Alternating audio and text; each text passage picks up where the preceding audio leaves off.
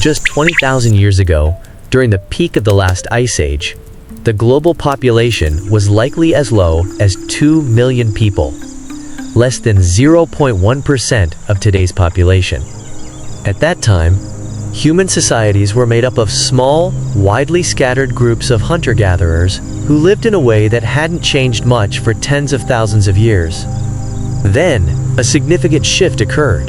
The population began to grow, and people started settling in one place, cultivating crops and raising animals. This marked the birth of villages, which eventually grew into towns and cities. For hundreds of thousands of years, humanity maintained a nomadic existence, moving with the seasons and following migrating herds in the ongoing quest for food and essential resources. Vast changes in the global climate came and went, yet they did not significantly alter this nomadic way of life. It wasn't until after the end of the last glacial maximum that humans began to establish more permanent settlements.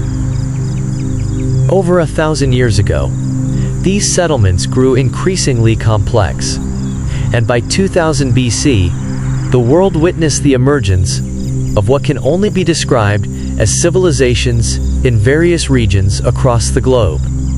So what exactly led to the rise of these civilizations? What drove humanity to abandon the hunter-gatherer lifestyle that had sustained them for so long? Could it have been the result of the significant climate changes that the Earth experienced following the last ice age? Changes that might have forced human societies to adapt their way of life simply to survive? Or was there a deeper, more intrinsic change within humanity that sparked the rapid adoption of agriculture and, eventually, the development of urban societies? The exact answers to these questions are still the subject of ongoing debate among archaeologists. However, we now have a clearer understanding of the major developments that paved the way for the civilizations we recognize today. We will begin by examining the slow transition from late hunter-gatherer communities to societies that became entirely dependent on agriculture for their survival.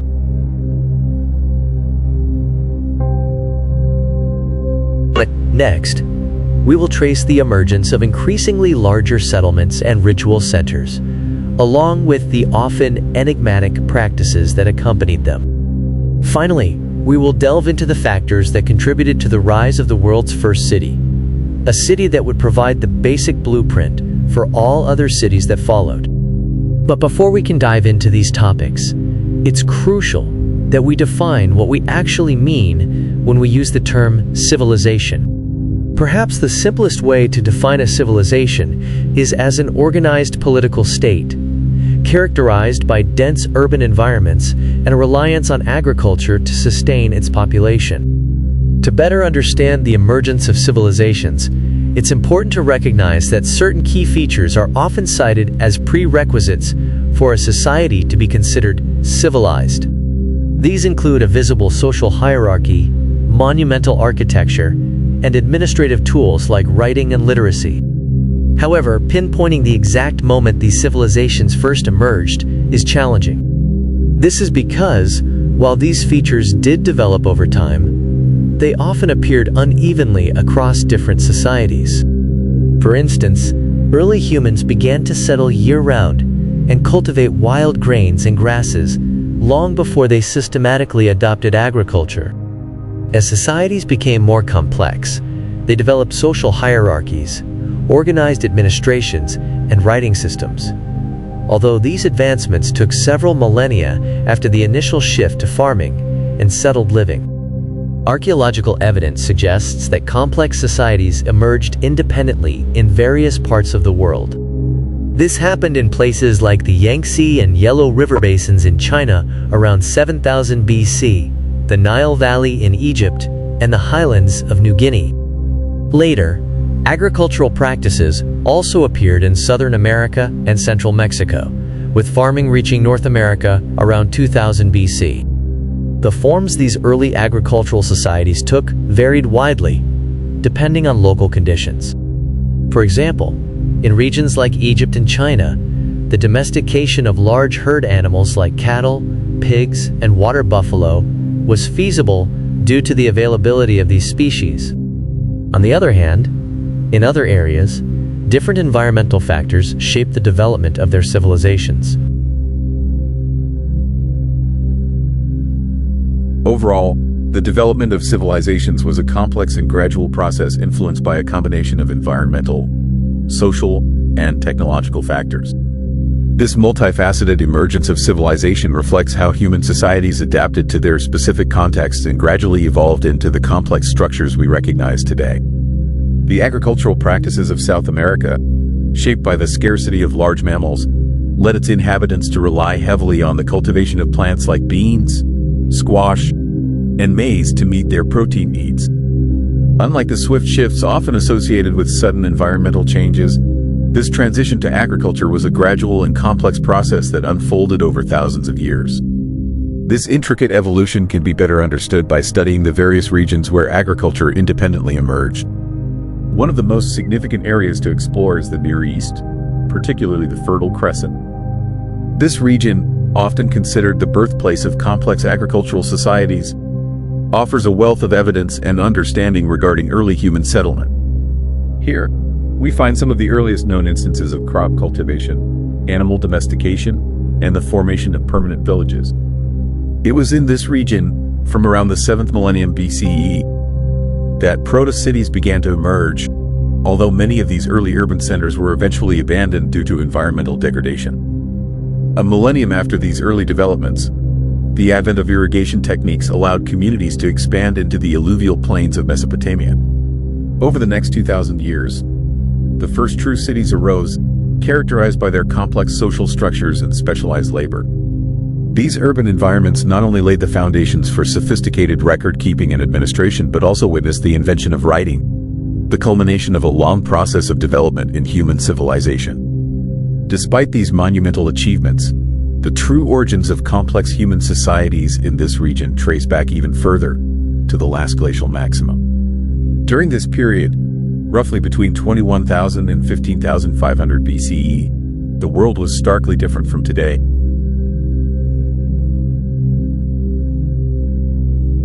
The Earth was gripped by intense cold, with temperatures on land averaging 20 degrees Celsius lower than current levels.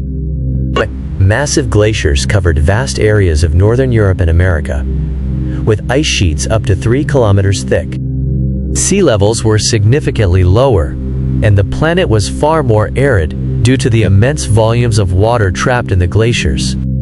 This harsh environment had profound effects on the landscape, leading to the expansion of deserts and the reduction of tropical rainforests to small, isolated patches around the equator. During this time, anatomically modern humans had spread across all continents of the Old World, and possibly into Northern America via the land bridge known as Beringia. In much of Eurasia and Africa, human societies continued to follow a hunter-gatherer lifestyle, a way of life that had persisted for most of human history. The Fertile Crescent, however, began to see the seeds of change. As the ice receded and the climate gradually warmed, the region became more hospitable, leading to the rise of agriculture and the eventual development of complex societies. It is within this broader context of environmental change and human adaptation that the origins of agriculture and the first urban centers must be understood.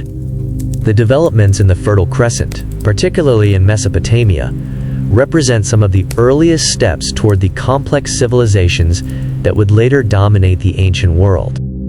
During the Paleolithic era, or Old Stone Age, most people lived a nomadic lifestyle. They moved from place to place and set up temporary camps made of simple shelters and huts. These communities primarily survived by hunting large animals and megafauna, but they also caught smaller animals like fish, reptiles, and shellfish. In addition to hunting, they gathered plants such as nuts, berries, tubers, and sometimes seeds from wild grasses to supplement their diet. This way of life had been the norm for tens of thousands of years, similar to the human societies of the previous 50,000 years. But if we take a closer look at these communities, we notice that their way of life was slowly becoming more complex. Around 40,000 BCE, a culture known as the Aurignacian started to emerge in Europe and the Levant. This culture was marked by advancements in tool-making. While stone tools had been used for a long time, this period saw the creation of more sophisticated items, like well-crafted hand axes, scrapers, and specialized stone blades made from flint. People also began to make tools from bone and ivory, such as weapon points, needles, and small tools for punching holes. Along with these new tools, we also see evidence of early clothing, like leggings and coats, as well as the first textiles, such as baskets. In addition to technological advancements, these communities also showed signs of growing cultural complexity.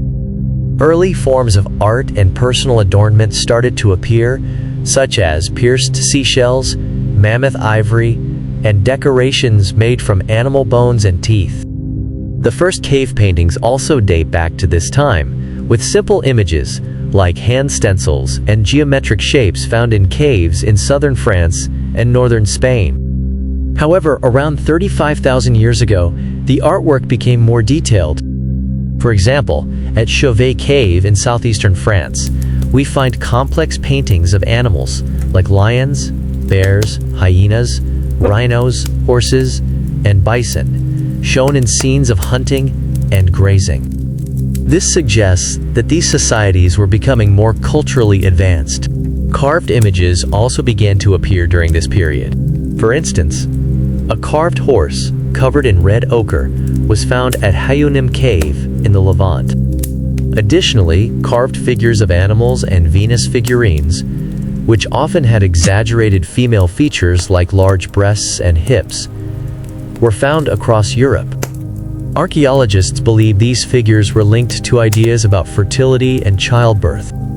By the peak of the last glacial maximum, around 21,000 BCE, it was clear that these hunter-gatherer societies had become much more advanced, both culturally and technologically. Over the next 10,000 years, they would face significant environmental changes that would further influence their development. Around 18,000 BCE, the Earth began to slowly warm, causing glaciers to retreat and sea levels to rise. However, this gradual warming was abruptly interrupted around 11,000 BCE, when global temperatures dropped again, bringing back glacial conditions across much of Europe and North America. These harsh conditions persisted for about 1,000 years. After this period, the Earth warmed once more, and by 9,000 BCE, summer temperatures were similar to what we experience today. Still, it took thousands of years for the glaciers to fully melt, with sea levels reaching their current heights only around 3000 BCE. Earlier theories suggested that the increasing complexity of human societies was directly caused by these environmental changes. Some believed that the sudden return of cold conditions during the Younger Dryas period forced hunter-gatherers in the Near East to start managing their environment more actively to secure food.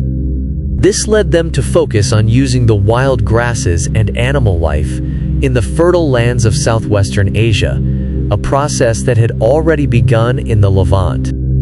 However, since the mid-20th century, new evidence has shown that these processes began much earlier than the Younger Dryas. This suggests that the shift to farming was neither guaranteed nor sudden. But what exactly do we mean by farming? A simple definition might be the intentional management of plants and animals to produce food. This usually happens in an artificial environment, where domesticated animals and crops are kept separate from their wild relatives. In this setting, breeding is carefully controlled to encourage traits that are beneficial to humans. This definition works well for the more developed agricultural systems that appeared in the Near East around 9000 BCE, where modern forms of crops and animals first emerged. But when we try to apply this definition to earlier farming efforts, things become less clear. Instead of a sudden switch from hunting and gathering to farming, It seems that agriculture developed slowly over many thousands of years. During this time, farming behavior varied widely, from simple gathering and cultivation of wild plants by hunter-gatherers to more systematic farming at early settlements. It also seems that early farming communities and later hunter-gatherers shared many similarities. Despite being more settled, early farming communities still relied heavily on hunting for meat. There is evidence that hunting continued in many societies long after the appearance of domestic animals.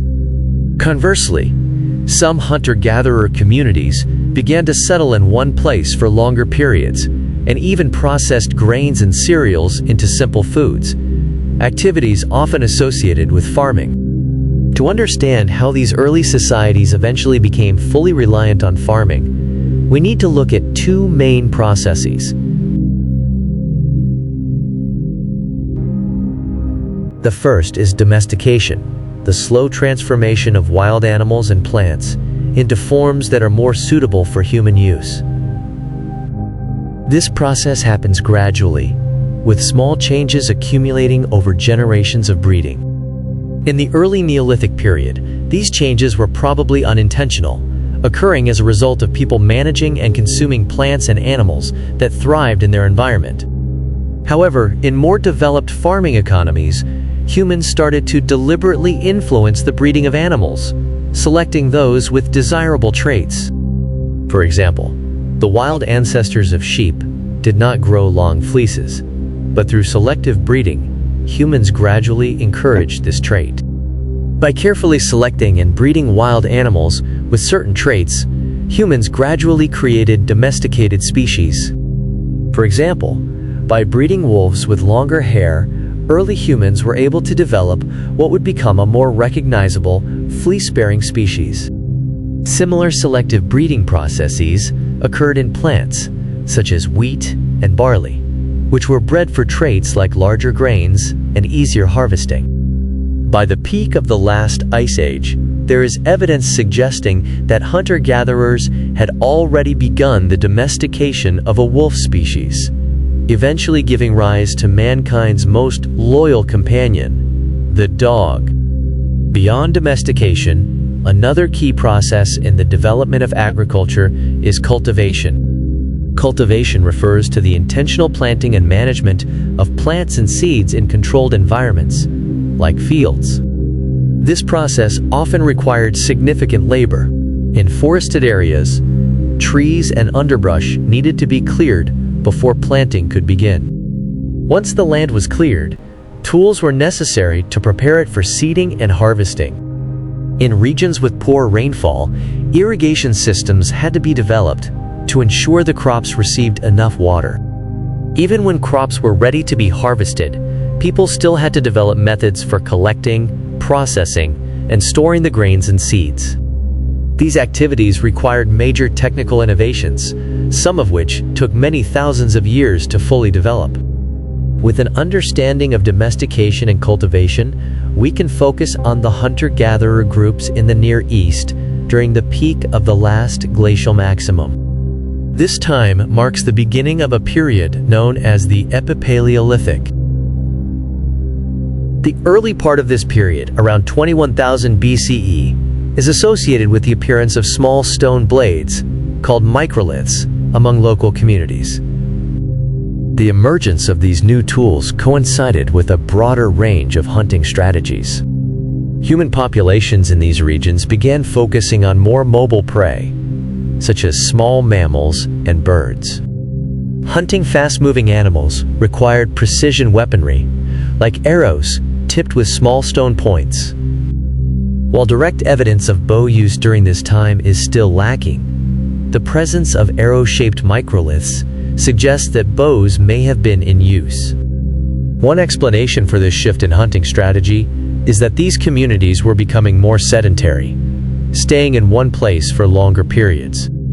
As a result, they may have gradually depleted the supply of larger prey like gazelle and red deer in their local areas. This led to the development of hunting strategies that targeted smaller prey to sustain these more permanent settlements. Additionally, These communities began to supplement their meat intake with a wider range of plant food sources. In the millennia leading up to this period, there is some evidence of plant processing into simple foodstuffs. Upper Paleolithic grindstones found at sites in Italy, Russia, and the Czech Republic show plant residue, indicating that grains were being ground into flour. However, this type of plant processing in European settlements would not become common for many more millennia. In the Levant, on the other hand, there is evidence that a small number of communities were already harvesting large quantities of plant material during this time.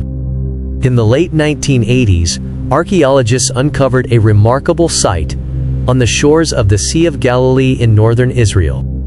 Known as Ohala II, this site dates back to the peak of the last glacial maximum. Here, they discovered the remains of an early Epipaleolithic settlement, including 6 preserved brush huts.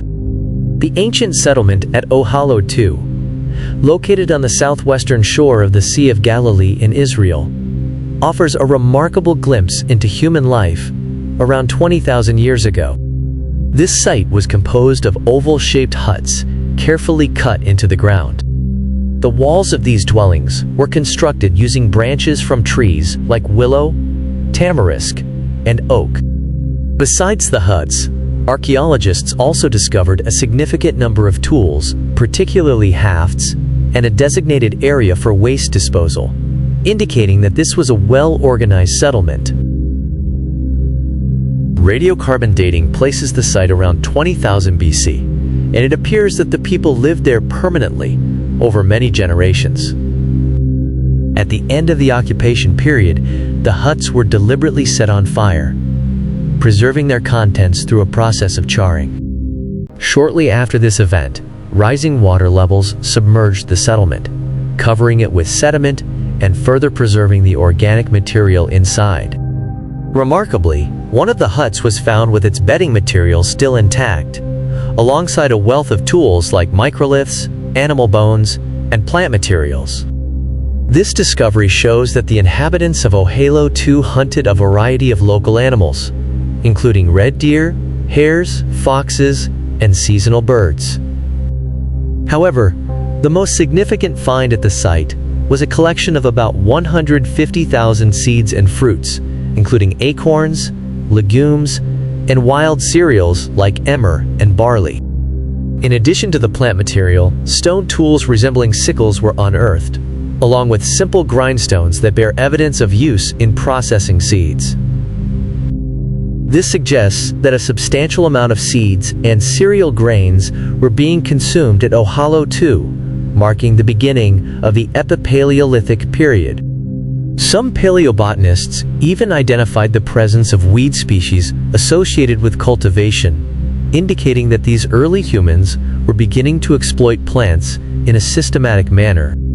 While tools like sickle blades and grinding stones were in use at Ohala II and other sites like Ein Gev, one further east, there is little evidence that this practice was widespread across the Levant at the time. Despite the differences between Ohala II and its surrounding communities, which remain small and mobile, the site provides valuable evidence that groups were experimenting with sedentary living long before the widespread adoption of agriculture. This trend towards permanent settlements continued into the Middle Paleolithic, where larger camps appeared around 18,000 BC in the Levant. These camps, such as those at Karim Air 4, Nahal Hadira 5, and Azraq 13, featured hut structures similar to those at Ohala II and show evidence of prolonged habitation. Karim Air 4, in particular, had rich assemblages of stone tools, worked bone objects, red ochre, and decorated shell beads, indicating a complex and developed society. The presence of these shells, found at a site 200 kilometers inland, suggests that long-range social exchange mechanisms existed between the communities in this area. Additionally, the site shows a variety of floral remains, indicating that what is now desert was once a diverse environment with grasslands, woodlands, and wetlands. The people who lived there relied heavily on a diet of gazelle and wild cattle known as aurochs, and they increasingly exploited wild grasses using early ground stone mortars, similar to those found at Ohalo too. As the Epipaleolithic period progressed, evidence suggests that the climate in the Near East became less arid, leading to overlapping regions of dense forest, open woodland, and largely unforested steppe in the Levant. These woodlands were home to wild cereals and grasses, including ancestors of modern wheat and rye. Among these regions, one of the most studied early societies is the Natufian culture, which flourished in the southern Levant from around 14,000 to 9,000 BC. Discovered in 1928 by archaeologist Dorothy Garrod, Natufian remains have been found at sites such as the Cave of El Wad, Tel Abu Huraira, and the lowest levels of Tel El Sultan. These sites, which include a mix of cave dwellings and open settlements, provide the first large-scale evidence of permanent communities. In more open settlements, circular wooden buildings were constructed on solid stone foundations, while cave settlements show early evidence of terracing on the surrounding slopes to expand living space. Over time, the Natufians became adept at placing their settlements near multiple biomes, which allowed them to exploit a wide range of resources.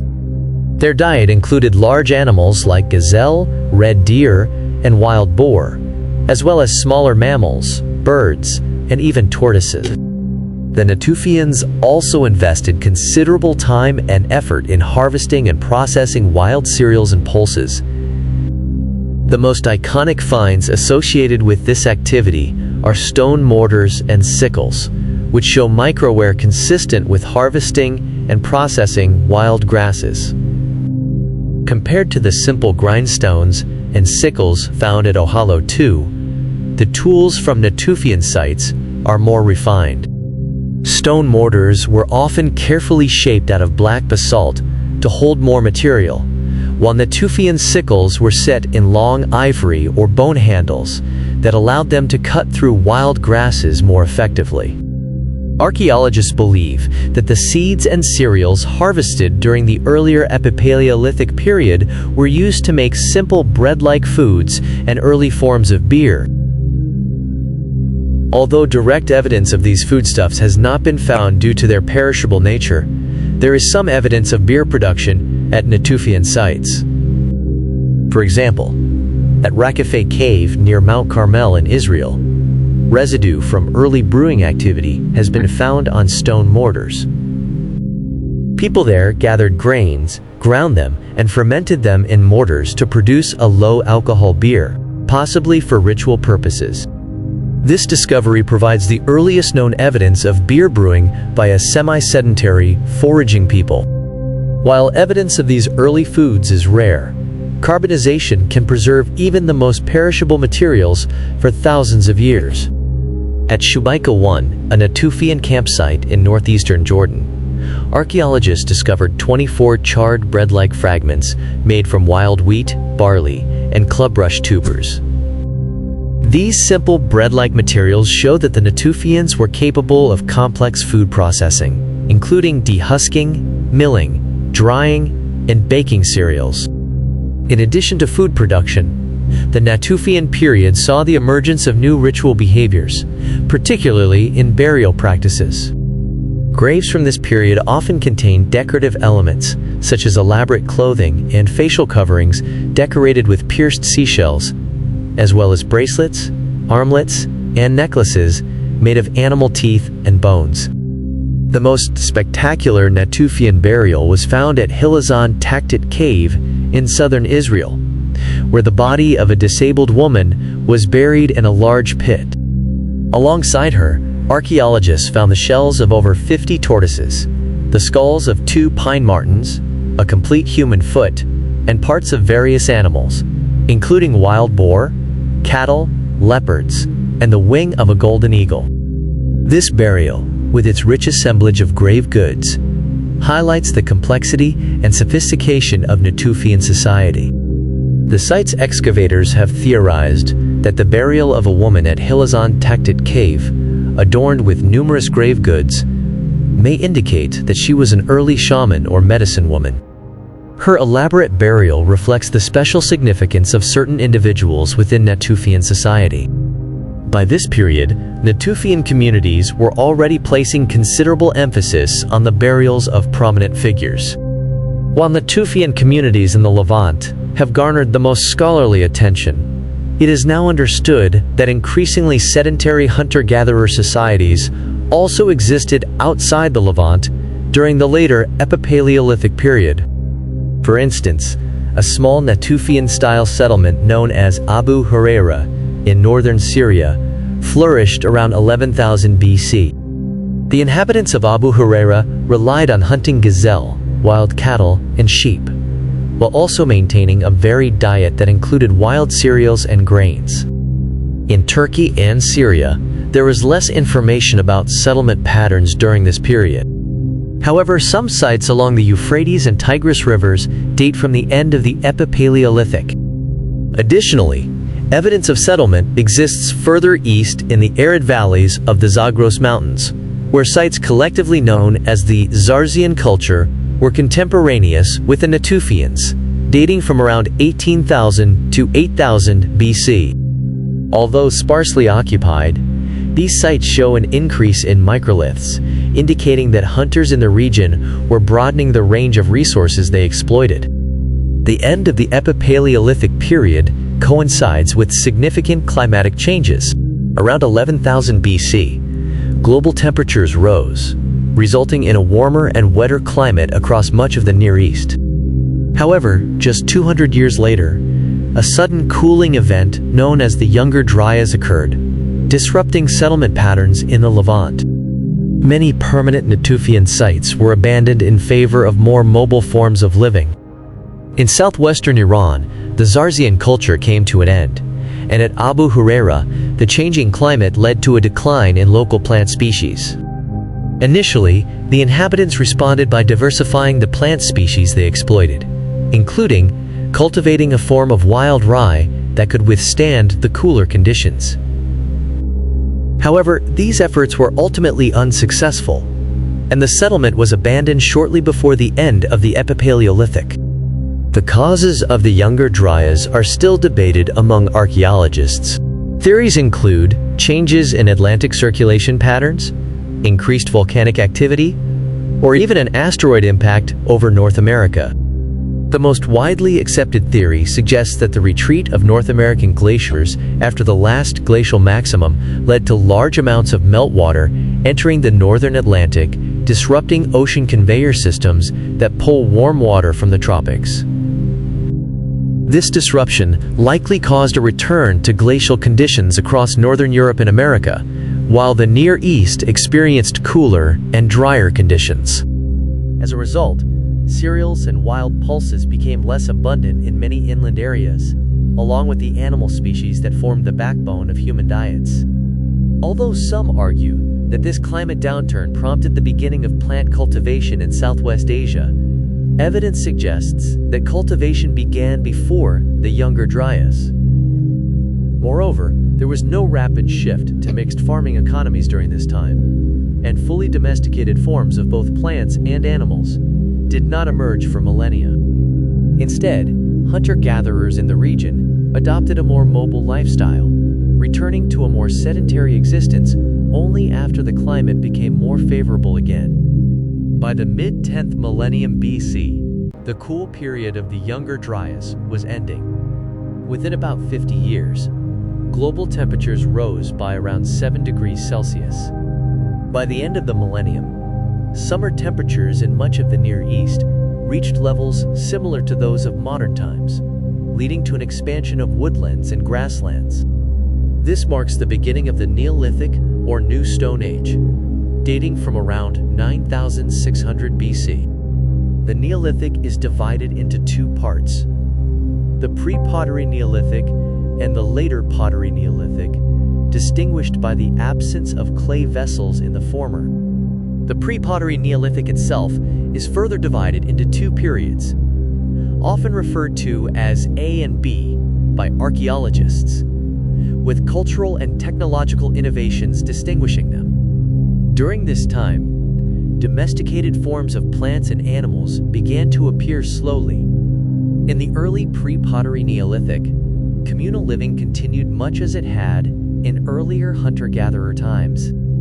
Hunting, crop cultivation, processing, and cooking were likely communal activities.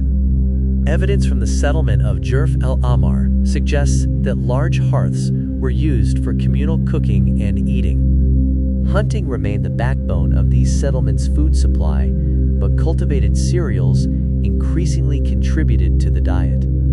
For instance, at Jerf el Ahmar and Wadi Fainan, central structures used for large-scale grain storage have been uncovered. At Jerf el Ahmar, a subterranean building measuring about 9 meters in diameter was repeatedly rebuilt over the course of the settlement's existence. The building's interior was divided by limestone walls into doorless cells, likely used to store lentils and barley. Surrounding this structure were rectangular buildings containing heavy quern stones, suggesting that they were used for processing large quantities of grain into flour. These communal buildings are unknown at earlier Natufian sites and appear to have combined practical and ceremonial roles, possibly serving as sites for communal rituals, including the deposition of human and animal remains. The construction of communal buildings increased throughout the pre-pottery Neolithic. Around the same time, in northern Syria, another unique structure appeared in the southern Levant at the settlement of Tel es Sultan, located within the modern city of Jericho. This site, based around a nearby spring, had been seasonally occupied during the Natufian period, but a more permanent settlement emerged during the early pre-pottery Neolithic. This settlement, characterized by womb-shaped stone and mud brick buildings, was surrounded by a massive wall enclosing about 3 hectares. The wall, up to 5 meters tall and 2 meters thick, was built of undressed stone and mud mortar and was complemented by a ditch dug out of the rock below. Around the same time as the wall's construction, a monumental stone tower about 7 meters high was built inside the wall, containing a complex internal staircase leading to the platform above. The exact function of the wall and tower remains uncertain. The site's original excavator, Kathleen Kenyon, suggested that these structures served as defensive fortifications, pointing to the presence of a destruction layer within the tower and the burial of 12 bodies at the foot of its staircase, which bore signs of violence. However, other archaeologists question this interpretation, particularly the positioning of the tower. Most defensive towers are built on the outside of surrounding walls to give defenders a better vantage point for hurling missiles at attackers. The tower at Jericho, however, is positioned inside the wall, surrounded by smaller structures likely used for storing foodstuffs. Moreover, there is no similar structure at other settlements from this era, and it is unclear where potential attackers would have come from. As a result, some archaeologists have argued that the wall and ditch may have served another practical purpose, such as preventing seasonal flooding from the nearby spring. Alternatively, the construction may have been intended to signify the settlement's status to surrounding communities and to inspire a sense of awe. Archaeologists, including the late Klaus Schmidt, have speculated that structures surrounding the base of the tower at Tel es Sultan, which include remnants of early stone pedestals, may have held totem poles and had a ritual function. This suggests that early societal organization was more complex than previously believed, requiring large-scale cooperation to construct such monumental structures. However, the true extent of this organizational skill becomes even more evident when examining Göbekli Tepe in southeastern Anatolia, Turkey. This site, discovered by Schmidt in the early 1990s, is considered the world's first dedicated ritual center, predating other known sites from the pre-pottery Neolithic period. Göbekli Tepe consists of a vast artificial mound covering over 300 meters in diameter, filled with ceremonial buildings and enclosures dating from the earliest days of the Neolithic. The enclosures feature T-shaped pillars arranged in circular patterns, with larger pillars placed at the center. The largest of these pillars is about 5.5 meters tall and weighs around 8 metric tons, implying the need for hundreds of people to transport and erect them. The pillars are adorned with carvings of wild animals, including aurochs, boars, and birds, as well as mysterious figures in high relief, possibly depicting predators. The enclosures have carefully polished limestone floors, except for enclosure B, which features an artificial terrazzo floor made from fired lime mortar. Despite their monumental nature, many details about these structures remain unclear, such as whether they were roofed or how they were accessed. It is believed that Göbekli Tepe served as a ritual center where semi-mobile communities from northern Syria, Iraq, and southeastern Turkey gathered periodically. These communities were still largely hunter-gatherers, which may explain the animal motifs on the pillars. The site's excavators, including Schmidt, have suggested that the pillars represent exaggerated human figures, possibly symbolizing gods or ancestors. There is also speculation that Göbekli Tepe might have been associated with an early death cult. The site's elevated position would have been ideal for exposing bodies to carrion birds, which are frequently depicted on the pillars. However, no clear evidence of burials from this period has been found at the site, leaving many questions about its true function and significance unanswered. The remains of bodies that may have been exposed at Göbekli Tepe would likely have been removed or disposed of elsewhere, moving us away from the theory of an early death cult. What is certain is that the site was associated with rituals that included large-scale feasting. Evidence of these feasts has been uncovered in the rubble used to fill the enclosures after their use, where large quantities of gazelle and aurochs bones have been found, many of which were cracked open to extract marrow. The sheer volume of bones suggests that these were not the remnants of a single event, but rather the result of multiple feasts, with bones potentially transported from nearby locations, though the exact sites remain undetermined. There is also speculation that these feasts may have involved the consumption of large quantities of alcoholic beverages. Evidence supporting this theory includes residue found in later structures at the site, hinting at possible brewing activities. However, this is not conclusive, and it is possible that brewing occurred in nearby communities before the beverages were brought to Göbekli Tepe. For instance, in the surrounding regions like Urf El Arman, large limestone vats found in rectangular houses suggest the fermenting of grains and cereals for such purposes. These feasts and the provision of alcohol might have been essential for mobilizing and organizing the large workforce needed for the construction of the enclosures. The existence of such vast communal structures, like those at early pre-pottery Neolithic settlements, indicates that human societies in the Near East were becoming increasingly complex in their organization and rituals during this period.